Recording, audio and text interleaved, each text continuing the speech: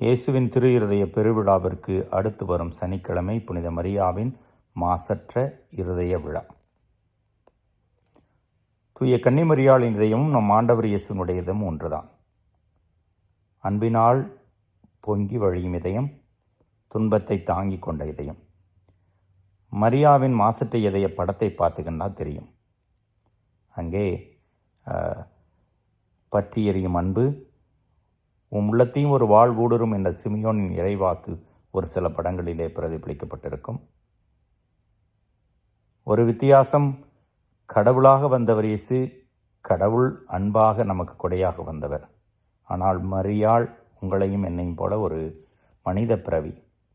இருந்தபோதிலும் கடவுளை விருப்பத்தை நிறைவேற்ற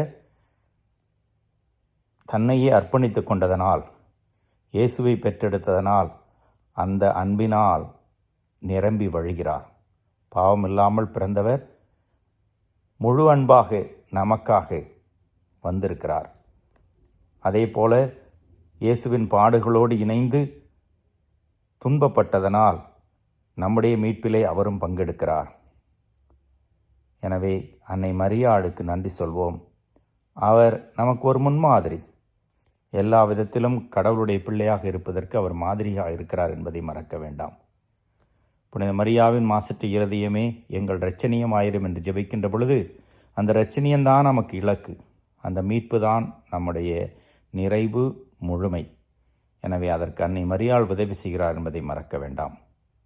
புனித கன்னிமரியாவின் மாசற்ற இருதயமே எங்கள் இரட்சணியமாயிரும். இயேசுவின் இருதயமே எங்கள் சிநேகமாயிரும். இறைவன் என்றும் வாழ்த்து பெறுவாராக.